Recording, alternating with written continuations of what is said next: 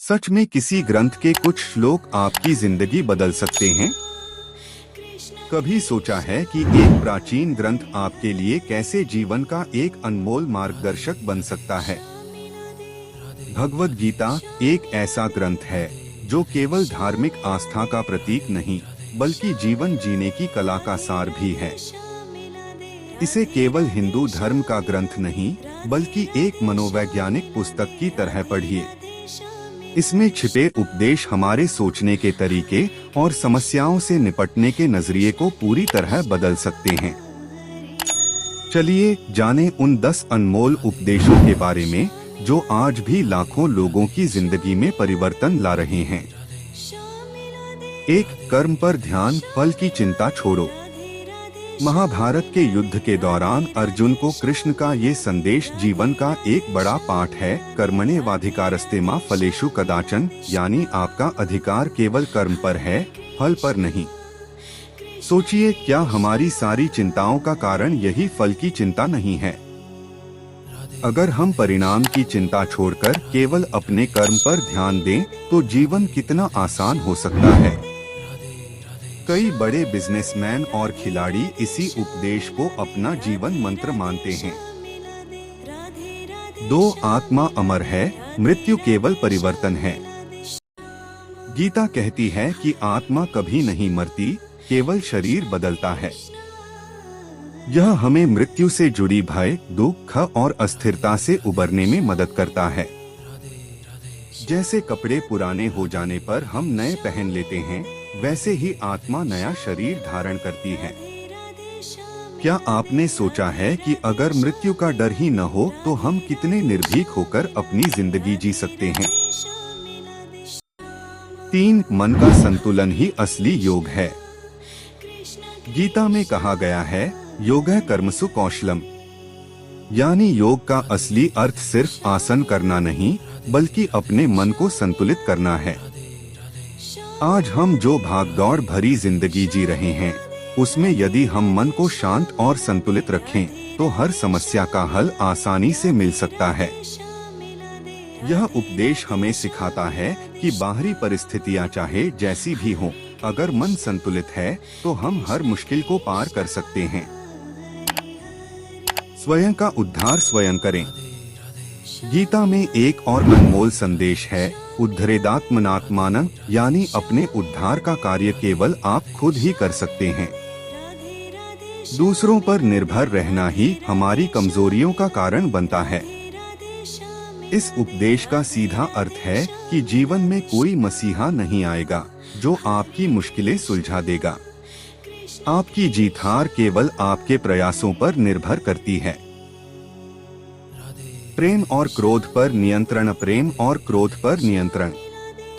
गीता में कहा गया है कि क्रोध से भ्रम उत्पन्न होता है और भ्रम से स्मृति का नाश होता है।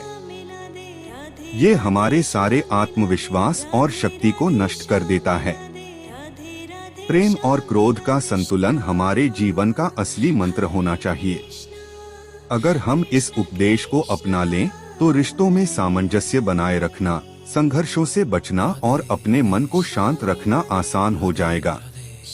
गीता 6. हर व्यक्ति में ईश्वर का अंश है। गीता कहती है कि हर व्यक्ति के भीतर ईश्वर का अंश है।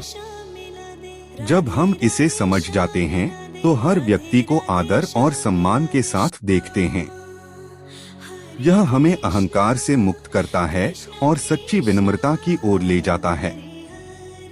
सोचिए, अगर हम दूसरों को अपने समान समझने लगें, तो कितनी गलतफहमियां और झगड़े अपने आप समाप्त हो जाएंगे। 7. संयम से बंधे रहना ही असली विजय है। गुस्सा, मोह और लालच जैसी भावनाएं हमें अपने लक्ष्य से भटका देती हैं। गीता हमें संयम का पाठ सिखाती है। बिना संयम के हम अपने जीवन को उस रास्ते पर नहीं ले जा सकते जहां हम जाना चाहते हैं। इसका अर्थ है कि खुद पर नियंत्रण पाना ही असली विजय है। 8. किसी भी काम को छोटा न समझें। गीता का एक बड़ा संदेश यह भी है कि हर काम महान है।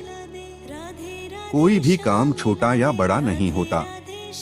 बस उस काम को करने का तरीका ही उसे महान बना देता है। यह सोच हमारे समाज में प्रतिष्ठा और मान के सभी सीमाओं को तोड़ देती है और हमें सभी कार्यों के प्रति एक समान आदर की भावना से भर देती है।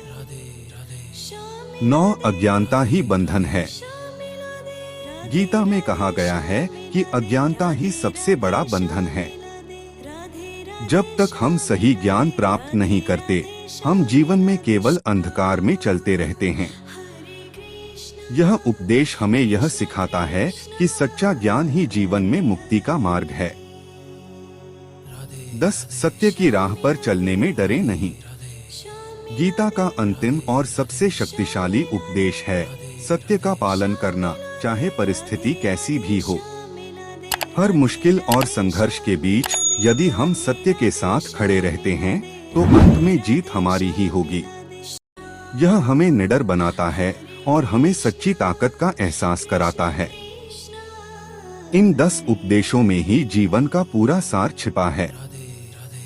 चाहे आप किसी भी क्षेत्र में हो, गीता के ये अमूल्य उपदेश आपको हर परिस्थिति में सही दिशा दिखाने में सक्षम हैं।